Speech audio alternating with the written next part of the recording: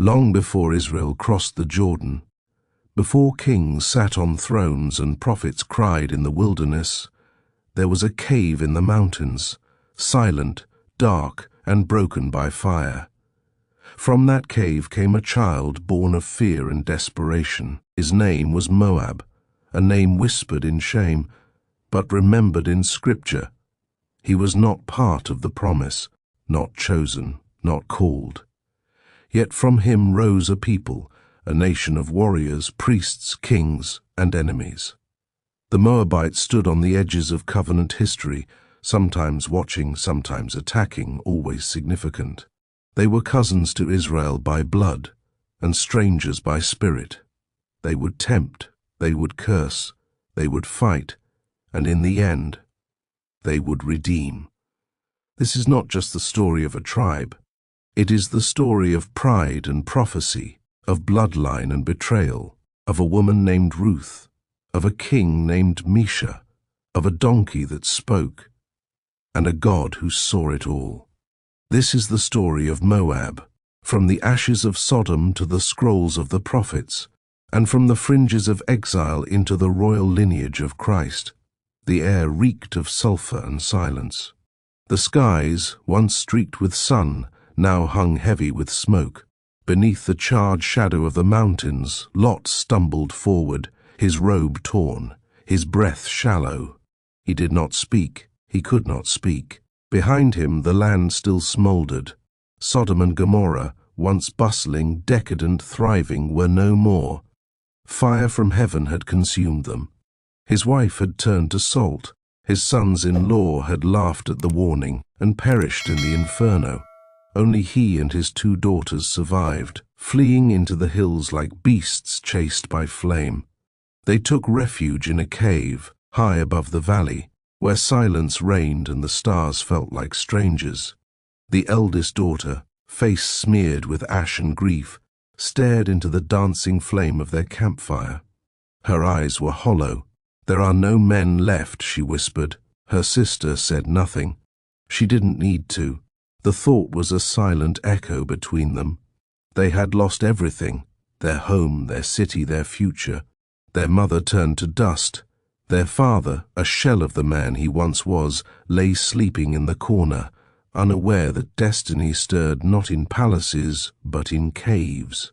"Let us preserve our father's seed," the eldest said, her voice quiet yet deliberate. The plan was simple and twisted.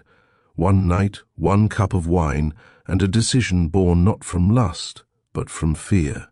Fear that the world was ending, that no men remained, that their family line would vanish forever into the ashes. So they made their father drink. And as he lay unaware, the eldest daughter entered his bed. In the morning, she said nothing. The following night, they did the same, and the younger daughter also went in. Thus, from the wreckage of sin and judgment, 2 sons were conceived. The eldest bore a child and named him Moab, saying, "He is from my father," and the younger bore Ben-Ammi, ancestor of the Ammonites. No family in Scripture was born of darker origins. Yet from this strange beginning, entire nations would rise. Moab grew strong in the wild lands east of the Dead Sea. His people, his sons, grandsons, and warriors, learned to tame the hills, plant vineyards, raise cattle, and build cities of stone. But they also inherited something more than land. They inherited a wound, invisible but deep, a stigma. They were the product of shame, a tribe born not of covenant, but of desperation. The Moabites knew this, and it hardened them. They worshipped Chemosh, a god of vengeance and strength. On high places they offered sacrifices, burnt offerings, and sometimes even children. Their rituals were passionate, wild, and at times cruel. Yet to them it was worship. It was survival. They were not like their kin across the Jordan, those descendants of Jacob, the Israelites. Israel claimed Abraham, the friend of God. Israel had stories of miracles, angels, and promises. Moab had a cave and fire. But the bloodline could not lie. Moab and Israel were cousins. And cousins do not always love each other. Generations passed. The Israelites, through famine and slavery, had gone down to Egypt and grown into a mighty nation. Moab watched from afar as rumors spread of a god who split seas and turned rivers into blood. Then the Israelites came, marching across the desert like ants in great numbers, with prophets at their helm and a pillar of fire as their guide. The Moabites, settled in their fortified cities, Ar, Kir, Heshbon, and Nebo, felt the ground tremble beneath them. The sound of approaching Israel struck fear even into the proudest hearts. The memory of Lot was buried under centuries of disdain, and there was no hospitality waiting. Their king, Balak, would soon act. But in that moment, before diplomacy and curses, there was only fear. Fear of a people who marched in the name of the invisible God. Moab's identity was forged in exile, sharpened by fire, and soaked in suspicion. They had no covenant like Israel, no ark, no Mount Sinai, but they had land, they had tradition, and they had survival. Their sons were warriors, their daughters were beautiful, their altars were high, their laws were their own. And though their beginning was dark, their determination was unshaken. Even as Israel wandered in the wilderness, Moab stood still, watching, waiting. The mountains between them were not just of stone, but of history, pride, and buried kinship. For though they shared blood with Abraham's line, Moab chose another path. A path that would soon cross Israel's in flame, in betrayal, in prophecy, and finally in grace. But before that grace could come, war would march. East of the Jordan River, in the highlands that breathed dust and shadow, the descendants of Moab grew strong. Their land was unlike the lush promise of Canaan. It was harsh, rocky, and rugged. The winds sang through the cliffs of Dibon and Nebo, and the valleys of Arnon echoed with the hoofbeats of herds. Yet it was theirs. Moab had no prophets, no burning bush, no Red Sea miracle to define its founding. What they had was silence. Silence from the God of Abraham, and silence from their father, Lot, whose story had ended the day Sodom was buried. But Moab's people did not mourn this silence. They turned their ears toward Chemosh, their chosen God. He was not a God of patience or promise. He was a God of strength, war, and vengeance. Atop the high places, priests lifted their arms in flame. The people believed Chemosh required devotion without question. The Moabites gave him wine, grain, and, when fear reached its peak, blood. In every generation, stories were told by firelight, how their ancestor had survived the fire from heaven, how he was birthed in darkness but endured, how their people were different, purely Moabite, proud and unbowed. The Moabites did not build vast empires, but their cities were firm and fortified. Ar of Moab, near the Arnon River, was their capital. It stood with high walls of black stone, guarded by watchtowers and iron gates. Inside, narrow streets wove between houses of limestone and markets filled with salt, wool, figs, and wild honey. Kir of Moab, also called Kir Hareseth, was a military stronghold. There, warriors trained with spears and slings, and archers stood on the battlements like falcons. Dibon, a fertile plateau city, became known for its fields and vineyards. It was here that the famous Misha Stele, a stone slab covered in carved script, would one day tell the tale of Moab's war against Israel, a tale from their own perspective, not one written by prophets. The people were farmers, warriors, and traders. They did not forget their origins, but they no longer looked backward. Moab would not be defined by a cave. To the north, the Ammonites, descendants of Moab's younger cousin Ben-Ammi, carved out their own land. Though the two peoples often allied in war, they were not always brothers in peace. Disputes over water and pasture led to tension, and their rivalry echoed across the desert winds. To the west lay Edom, descendants of Esau, whose mountains towered red and proud. The Edomites were traders, cunning and silent, moving goods through winding passes. And to the south, Israel. At first they were only a rumor, a wandering nation, former slaves turned pilgrims. But as Israel approached the borders of Moab, following the death of Moses and the rise of Joshua, the Moabites could not ignore them any longer. They were too many, too united. And their God, the nameless, invisible one, walked with them in power. Moab's king, Balak son of Zippor, rode daily to the mountain peaks to watch the horizon. Dust clouds rolled in from the wilderness of Zin, and the banners of Israel fluttered like fireflies. Hundreds of thousands marched as one. Their camps covered the plains like morning mist. He gritted his teeth. They came from Egypt, his chief adviser said. The desert did not kill them. The Amalekites did not kill them. The Edomites fled from them. Balak nodded. They are like a flood. If they pass through our land, they will devour everything. We must stop them. But swords could not pierce their miracles. And Balak, though a king, knew this was not a battle of armies. It was a battle of spirits.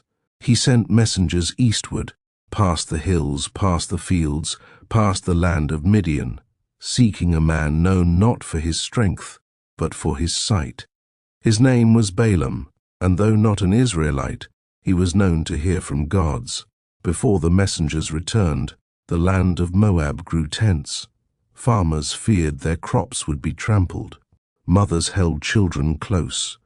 Priests raised their voices louder at Chemosh's altars, offering incense, and in some cases the blood of young animals. The elders spoke around fires. The children of Israel are our kin, but they come like a storm. Their God split a sea, others whispered. Then let Balaam speak, the bolder ones said. If he curses them, they shall fall. Moab was a land perched on the edge of fate, not quite friend to Israel, not yet its enemy, but soon to be pulled into a divine drama far beyond its borders. And as the mountains watched, the future marched closer on dusty sandals. Moab's priests had learned to appease Chemosh through offerings, devotion, and silence. But Israel's God thundered from mountains, fed his people with bread from the sky, and split rocks to bring forth rivers. Chemosh stayed silent in stone. But Israel's God had a voice, and soon that voice would meet Balaam on the road, and stop a war not with blood, but with prophecy. The hills of Moab had seen kings rise and fall, but they had never seen a donkey speak, a seer tremble, and a blessing forced from lips trained for curses. The ground was shifting beneath them, and Moab's destiny was no longer in its own hands. Balak stood atop a limestone ridge as the wind tangled in his robe. He squinted toward the horizon, where the camp of Israel shimmered under the desert sun, like a city made of tents and banners stretching far beyond the eye could follow. They had settled at the plains of Moab, just beyond the Jordan, across from Jericho. Too close. Israel had arrived not as mere travelers, but as a nation of purpose, led by a mysterious God who seemed to walk among them. Rumors had already reached Moab, tales of giants defeated, of kings slain, of an entire sea parted by command. We must act before they act, Balak murmured to his captains, before their presence becomes conquest. But he knew this was not a war of swords. Balak had heard of Balaam, a prophet who dwelled near the Euphrates, who was said to speak to both gods and spirits, whose blessings brought peace and whose curses brought death. If Balaam could curse Israel, their divine protection would shatter. So Balak sent his envoys, silver in their hands, gold in their saddlebags, and a request on their lips. Come, curse this people, for they are too mighty for us. Far from Moab, Balaam received the message. He read the scroll once, then again. The wealth promised was vast, the honor even greater. Yet something troubled him. He knew of this people, this Israel, and the god they followed. He had heard whispers of what happened in Egypt, of the plagues, the Red Sea, the pillars of fire, so Balaam sought an audience with the unseen. That night the God of Israel came to him. "You shall not go with them," the voice said. "You shall not curse the people, for they are blessed." The next morning, Balaam refused the messengers. Balak was furious, but not defeated. He sent princes, noblemen of higher rank, with even greater wealth. "Let nothing hinder you from coming to me," they said. Balaam, tempted once more, sought permission again. This time God gave a strange answer. "Go with them, but only the word which I speak to you, that shall you do." Balaam mounted his donkey and began the journey. But as he rode, God's anger burned. For Balaam's heart was divided. He wanted the reward, not just the truth. And so God sent an angel, sword drawn, to block his path. Balaam did not see the angel, but the donkey did. She turned aside. She pressed Balaam's foot against a wall. She stopped entirely, and Balaam, frustrated, struck her 3 times. Then the donkey spoke. "What have I done to you that you've struck me these 3 times?" Balaam blinked, dumbfounded, and then his eyes were opened, and he saw the angel standing tall, sword gleaming. Had the donkey not turned, the angel said, "I would have slain you." Balaam fell to the ground. "I will go," he said, "but only say what you tell me to say." Balaam arrived in Moab. Balak greeted him with eager hands and nervous eyes. "What took you so long?" the king asked. "Am I not able to promote you?"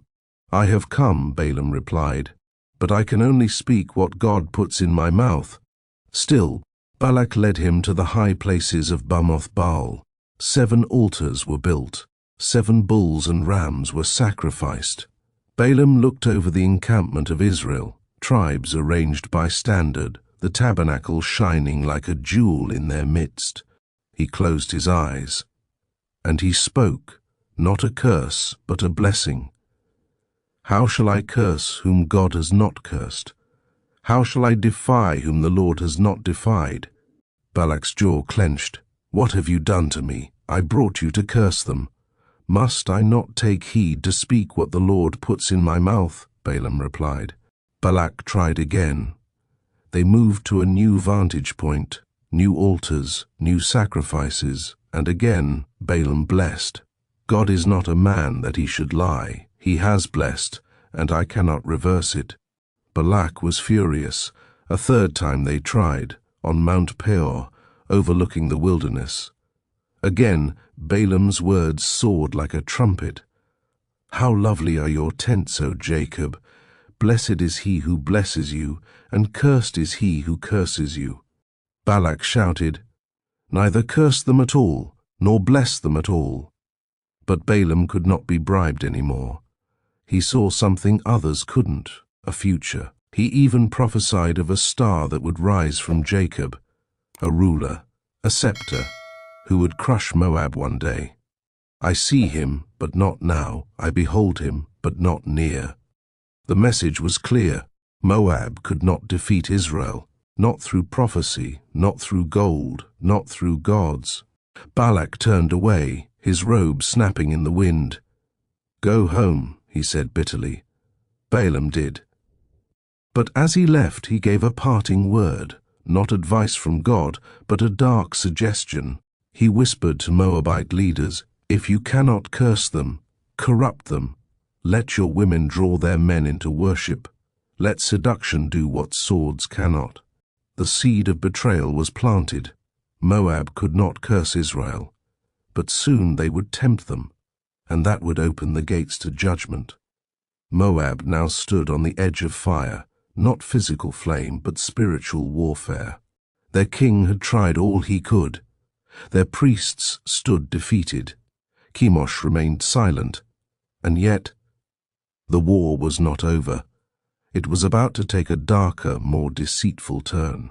Where prophets failed, pleasure would now speak, and Israel's fall would not come from armies, but from desire. The winds shifted over the plains of Moab, not with the sound of armies, but the whisper of temptation. The prophet Balaam was gone, but his last words still lingered in the ears of Moabite elders. He had not cursed Israel, but he had said just enough. If they cannot be cursed by heaven, let them be lured by earth. King Balak, smarting from humiliation, mulled over the meaning. No army could crush Israel, but Balaam had opened a door, one that led not through bloodshed, but through desire. Moab turned from prophecy to pleasure. Their next weapon wore no armor. She wore bangles, perfume, and a smile. They came down from the hills, Moabite women, daughters of warriors and priestesses of Chemosh. They knew what they carried: beauty, charm, laughter like water on stones. They walked into Israel's camps not with swords, but with wine and invitation. The Israelite men had been in the wilderness for decades. Their feet were dusty, their hearts weary, and their eyes unguarded. The Moabite women spoke gently. They offered figs, songs, embraces, and then they offered more. Come, they said, eat with us, celebrate with us, worship with us.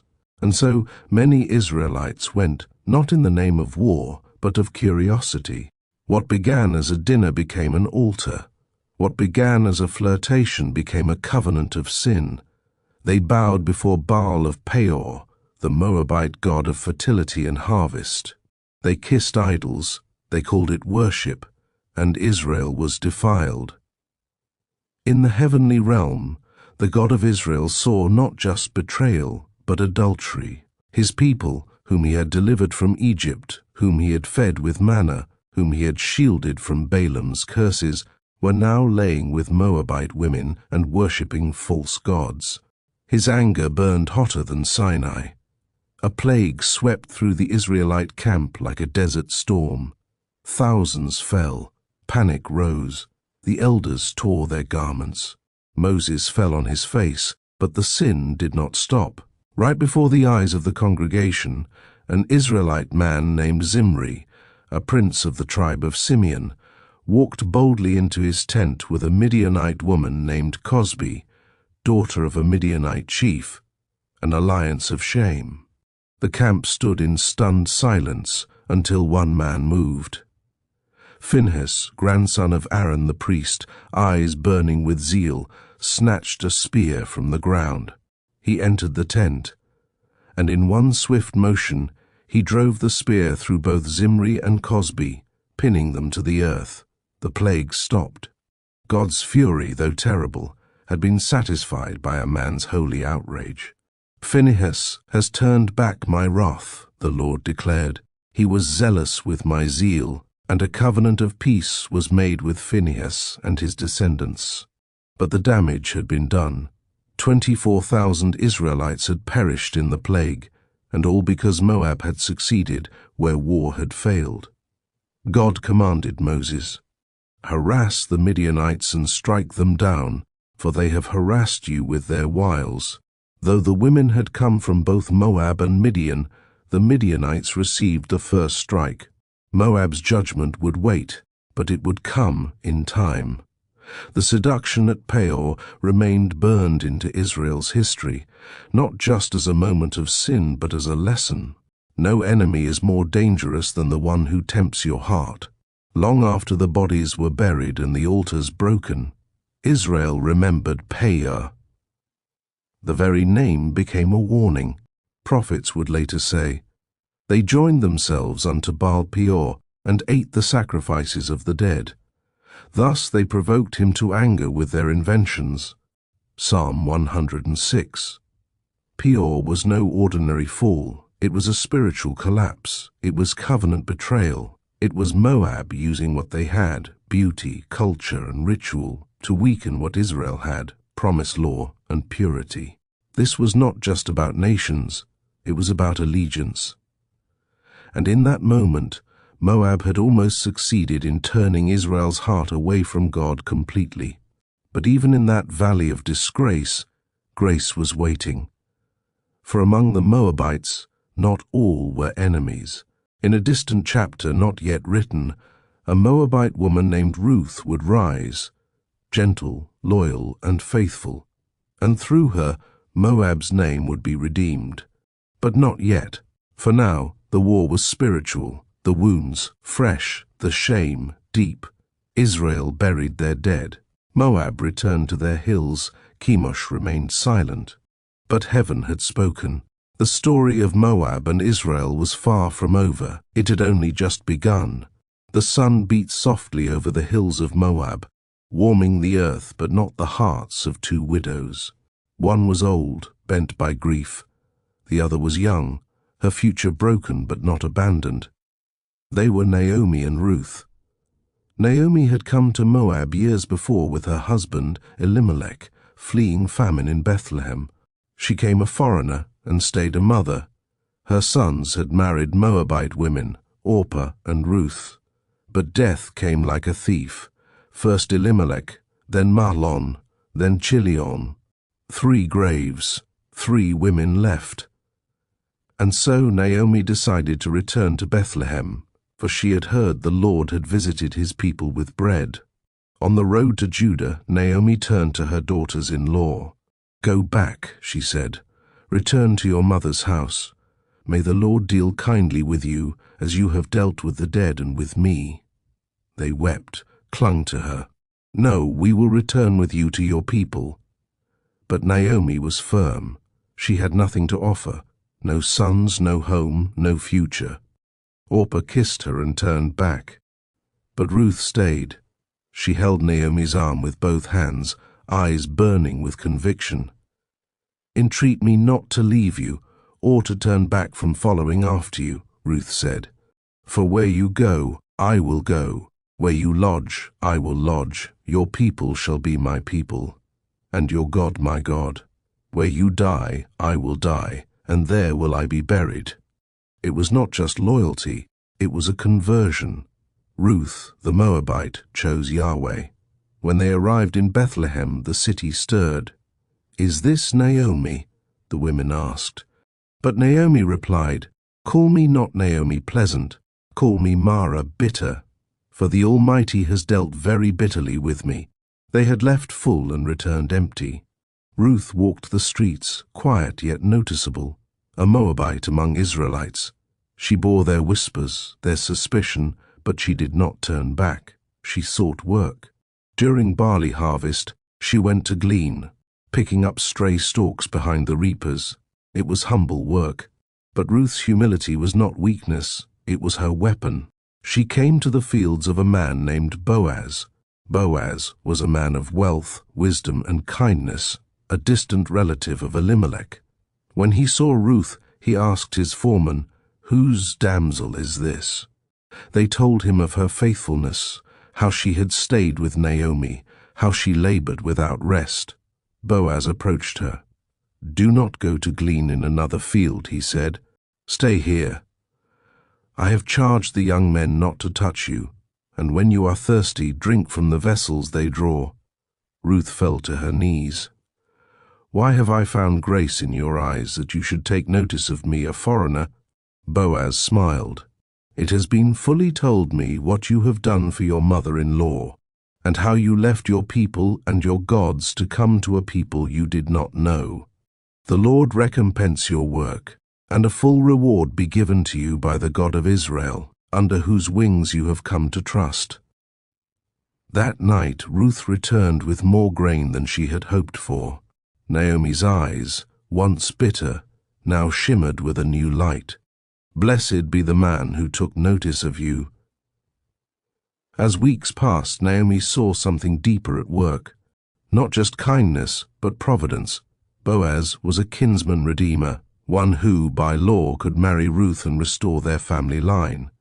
So Naomi guided Ruth, "Wash yourself, anoint yourself, put on your best garments, go to the threshing floor." At night, Ruth lay at Boaz's feet, a gesture of submission and trust. Boaz awoke startled, but honored. "You have shown more kindness now than before," he said. "I will do for you all that you request." But there was one obstacle, another relative, closer in line. Boaz went to the city gate. There, before elders, he offered the nearer kinsman the right to redeem Naomi's land, and Ruth. The man refused. And so Boaz stood, lifted his sandal, and declared, "You are witnesses this day that I have acquired all that was Elimelech's, and also Ruth the Moabitess as wife." The people rejoiced. Ruth married Boaz. In time she bore a son, Obed. Naomi took the child in her arms, and the women of Bethlehem said, "A son has been born to Naomi." Obed grew. He would father Jesse, and Jesse would father David. Yes, King David, Israel's greatest king. From the womb of a Moabite woman came the royal line of Israel, and generations later from that line would come the Messiah, Jesus Christ, born in Bethlehem, the bread of life. Ruth married Boaz. In time she bore a son, Obed. Naomi took the child in her arms, and the women of Bethlehem said, "A son has been born to Naomi." Obed grew. He would father Jesse, and Jesse would father David. Yes, King David, Israel's greatest king. From the womb of a Moabite woman came the royal line of Israel, and generations later from that line would come the Messiah, Jesus Christ, born in Bethlehem, the bread of life.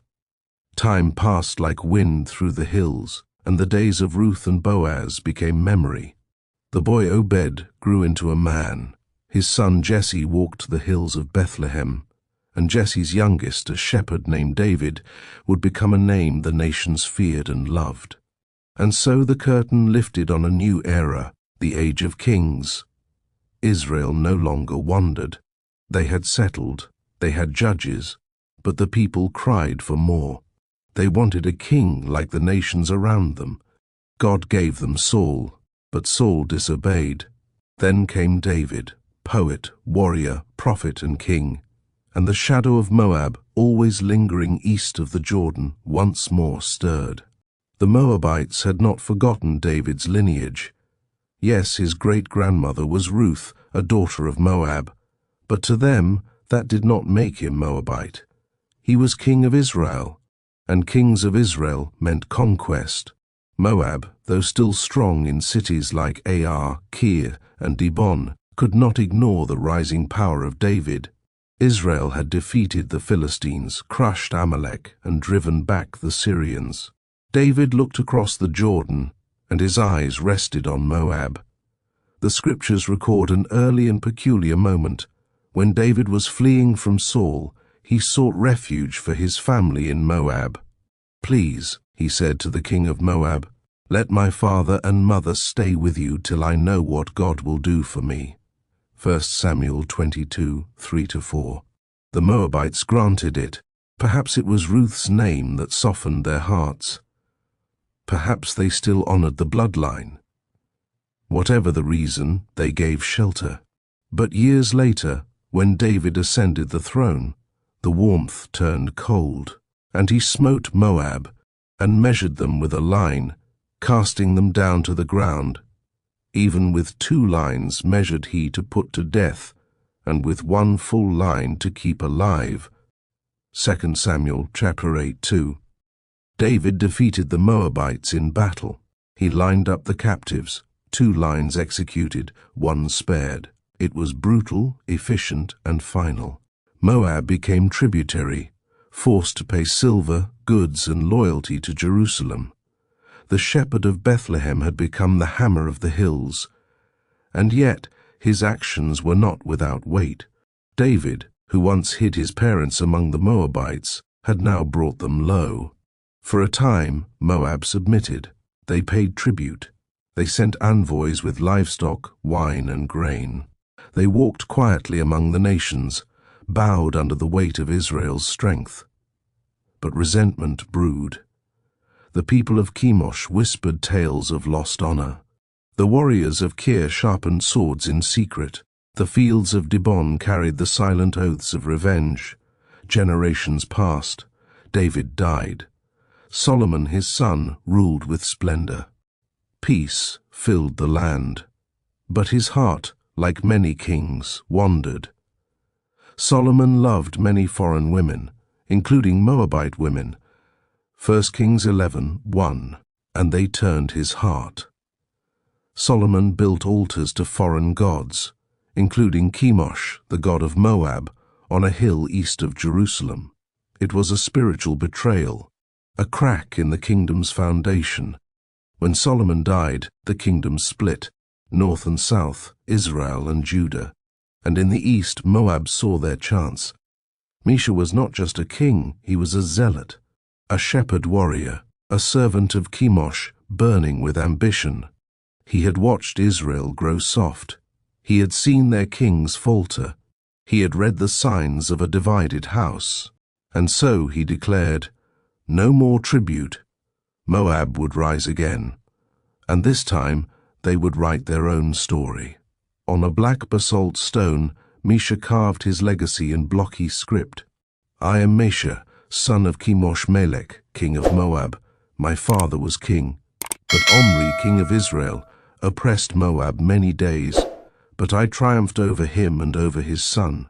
This stone, known as the Mesha stele, was found centuries later, buried in rubble, but its words rang with pride and blood. Mesha built fortresses, dug cisterns, armed his people. He offered sacrifices, not just of bulls, but of human flesh. He even claimed to have captured Nebo, slaughtered Israelite men, and dedicated their bones to Chemosh. It was a war not just of land, but of gods. The king of Israel, Jehoram, allied with Jehoshaphat of Judah and the king of Edom. Together, they marched against Moab. The journey through the desert nearly broke them. No water, no rain. Desperation clawed at their ranks, so they sought a prophet. Elisha, successor of Elijah, came. At first, he refused to speak to Jehoram, but for the sake of Jehoshaphat, he relented. He called for a minstrel, and as the music played, the Spirit of the Lord fell on him. Make this valley full of ditches, Elisha said. You shall not see wind or rain, yet this valley shall be filled with water, and he will deliver the Moabites into your hand. And it came to pass. Water filled the land overnight, not from rain, but from divine command. The next morning, as the sun rose, the water appeared red, like blood. Moabite scouts cried out, "The kings have slain one another." They rushed in, expecting a field of corpses. Instead, they met an ambush. Moab's forces were broken. In desperation, King Mesha took a horrific step. He ascended the walls of Kir with his eldest son, the heir, and before all, he sacrificed him. The cries echoed down the stone. Israel recoiled in horror, and then they retreated. There was great wrath against Israel, the scriptures say. No further detail, just silence. Some believe it was the wrath of Chemosh. Others believe it was Israel's shame. Either way, the campaign ended. Mesha survived. Moab had been struck, humiliated, and subdued, yet never erased. They were stubborn. They worshipped their gods on high places. They wore their grief like armor, and though David had once broken them and Elisha had once routed them, they remained. Because Moab was more than a nation. It was a mirror, a reflection of human pride, rebellion, and strangely the possibility of redemption. The wars of kings would not be the end. More would come. And the prophets, they had much to say about Moab still. The kings of Israel and Judah fought many wars. The swords clashed, the borders shifted. But the final verdict on Moab did not come from battlefields. It came from the mouths of prophets, whose voices were like thunder and fire. They did not speak for kings. They spoke for God, and their words pierced deeper than blades. The prophet Isaiah, son of Amos, stood with robes whipping in the wind. His eyes saw beyond cities, beyond kings, into the heart of nations. He looked eastward and began his lament. The burden of Moab, because in the night Ar of Moab is laid waste, it is brought to silence. Isaiah 15:1. He did not rejoice. He mourned. My heart cries out for Moab, her fugitives shall flee unto Zoar. Isaiah 15:5. Isaiah saw the cities fall one by one, Kir, Dibon, Nebo, Medeba. He saw the priests of Chemosh shaved bald in grief. He saw rivers of tears and fields abandoned. He heard the sound of mourning rise from the high places where idols once stood. But Isaiah also saw why this judgment had come. We have heard of the pride of Moab. He is very proud, even of his haughtiness and his wrath, but his lies shall not be so. Isaiah 16:6. Moab's pride was its downfall, not just political arrogance, but spiritual defiance. They exalted Chemosh. They mocked the God of Israel. They refused repentance. So judgment came, not in one day, but like slow rain eroding a cliff. And yet, amid the harsh words, a whisper of mercy still lingered. Isaiah delivered a strange plea. Send ye the lamb to the ruler of the land. Let Moab's outcasts dwell with thee, O Judah. Be thou a covert to them from the face of the spoiler. Isaiah 16:1-4. Even in judgment, God invited Moab to seek shelter in Judah, to bring tribute, to kneel, to live. But Moab refused. They clung to their hills, their gods, their pride. And so the invitation closed like a door. Generations later, when Judah itself stood on the edge of exile, the prophet Jeremiah rose with fire in his bones. And still, Moab was not forgotten. He wept for them as he wept for his own people. Woe unto Nebo! For it is spoiled. Moab is confounded and broken down.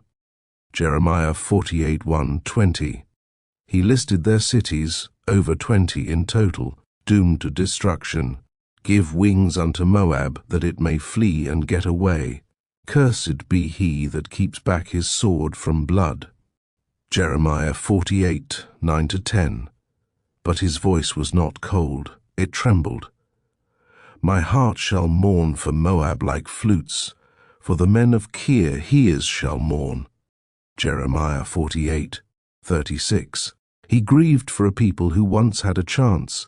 He saw their winepresses empty, their laughter gone, their warriors silenced, their gods shattered. Chemosh shall go into captivity, with his priests and his princes together. Jeremiah 48:7. It was not just the cities, it was the spirit of Moab that fell, the pride that lifted them above correction, the defiance that echoed even after mercy was offered. The prophet Ezekiel, living in exile in Babylon, added his voice to the dirge. He saw Moab as one of many proud nations that mocked Israel in her fall. Because Moab and Seir do say, Behold, the house of Judah is like unto all the heathen. Ezekiel 25:8. They took pleasure in Judah's wounds, and so judgment was appointed. Therefore, behold, I will open the side of Moab from the cities unto the men of the east. Ezekiel 25:9-10. Foreigners would possess their land. The strongholds of Beth Jeshimoth, Baal-Meon, and Kiriathaim would fall into ruin. God was not blind. Every insult, every idol, every betrayal he saw. And he responded. Even the minor prophets raised their voices. Amos, the shepherd of Tekoa, condemned Moab not only for pride, but for brutality, because he burned the bones of the king of Edom into lime. Amos 2:1. A war crime, a desecration. I will send a fire upon Moab, and it shall devour the palaces of Kerioth. Zephaniah added, Moab shall be as Sodom, the residue of my people shall spoil them. Zephaniah 2:9. The echoes of Moab's origin returned. Sodom, Lot, fire. A poetic circle. Yet, in Jeremiah's prophecy buried beneath the ash and judgment, comes a final sentence, a whisper of future restoration. Yet will I bring again the captivity of Moab in the latter days, saith the Lord. Jeremiah 4:8-47. Even Moab, stained, proud, punished, was not erased from God's memory. Grace still lingered, a flicker of redemption waiting beyond centuries. Moab's story through the prophets is more than history. It is a mirror of the human soul, prideful, stubborn, and slow to bow, yet never beyond the reach of mercy. Each prophecy was a cry, not just of doom, but of warning. Turn, return, submit, live. Moab had many chances, and though they fell, their name was never fully wiped away. Because in God's story, even fallen nations leave behind a whisper of grace. The cities of Moab are no more. Their towers have crumbled into the earth. Their altars have long gone cold. The once proud voice of Chemosh is silent, his statues shattered by time and sand. And yet, the echo of Moab remains, not in stone, not in swords, but in scripture, woven through the divine narrative like a scar that speaks. From the incestuous cave to the heights of rebellion, Moab was never merely a political neighbor to Israel. Moab was a symbol of kinship corrupted, of pride unchecked, of grace deferred. Their presence in Scripture is persistent, sometimes feared, sometimes mourned, sometimes redeemed. Few nations appear so often, and none with such complexity. They were both enemy and family, both stumbling block and stepping stone. They were the ones who tempted Israel to betray their God, and yet gave birth to a woman through whom God's promises were fulfilled. Moab was contradiction embodied. The book of Matthew opens with a genealogy, a list most readers skip, but nestled within it is a miracle of inclusion. Boaz begat Obed of Ruth, Matthew 1:5. And from that line David, and from David Jesus. It is as if heaven wanted us to remember, to see that even nations birthed in sin, cursed by prophets and feared by kings, could find a place in redemption. Through Ruth, Moab stepped into eternity. The blood of Moab flowed into the veins of Christ himself, not as shame, but as testimony, that God does not merely destroy broken things, he uses them. The spiritual lesson of Moab. When the Apostle Paul later wrote, God chose the foolish things of the world to shame the wise, the weak things to shame the strong. 1 Corinthians 1:27, Moab's story might have echoed in his mind. What does Moab teach us? 1. Origins do not define destiny. Born in shame, Moab became a nation. Born outside covenant, Ruth stepped into it. Your beginnings don't cancel God's purposes. 2. Pride is the enemy of mercy. Moab fell not because of ignorance, but arrogance. Repeated warnings were ignored. Pride is not strength, it is spiritual poison. 3. God's mercy extends beyond borders. Even as Moab fell, God mourned. Even as they were judged, he prophesied their restoration. God's heart is never quick to destroy. 4. Redemption is always possible. Ruth's name proves this. Her life outshines all her nation's sins. God honors those who turn to him, no matter where they come from. Some believe Moab still echoes in end-time prophecy. In Isaiah, Jeremiah, and Daniel, Moab is often mentioned among the enemies that will rise or be spared at the day of the Lord. But these shall escape out of his hand, even Edom and Moab and the chief of the children of Ammon. Daniel 11:41. Why is Moab listed among survivors? Is it merely geography, or is it grace? A remnant, perhaps, preserved for a future purpose. We cannot say for certain. But what is clear is this: Moab was never fully erased. God's plan is deeper than judgment. His justice is righteous, but his mercy is relentless. In the modern world, Moab is no longer a nation. Its ruins lie beneath the soil of Jordan. Tourists walk among broken pillars and inscriptions. Archaeologists study the Mesha stele and fragments of history.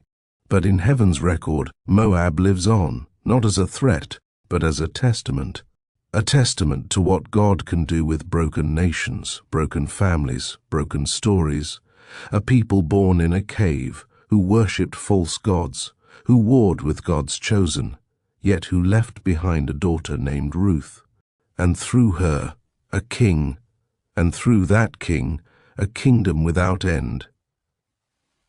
If the story of Moab teaches us anything, it is this: God does not waste any thread. He can take the ashes of Sodom and bring forth a tribe. He can take that tribe's betrayal and write it into warning. He can take that warning and carve out wisdom. He can take one woman's faith and graft it into the royal line of salvation. Moab fell, but Moab mattered. In the hands of God, even fallen nations leave behind glory. The story of the Moabites reminds us that even a people born in shame, raised in rebellion, and shaped by pride, can find a place in God's greater plan. That no matter how broken the beginning, grace can still write the ending. From Lot's cave to Ruth's field, from idols to altars, from war to worship, the Moabites leave behind more than ruins. They leave behind a truth.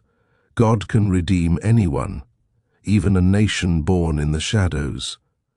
If this story moved you, like this video. If you want more deep, biblical stories like this, subscribe and turn on the bell so you never miss a journey through Scripture's hidden chapters. And remember, God doesn't just use the perfect, He uses the willing. Thanks for watching. See you in the next story.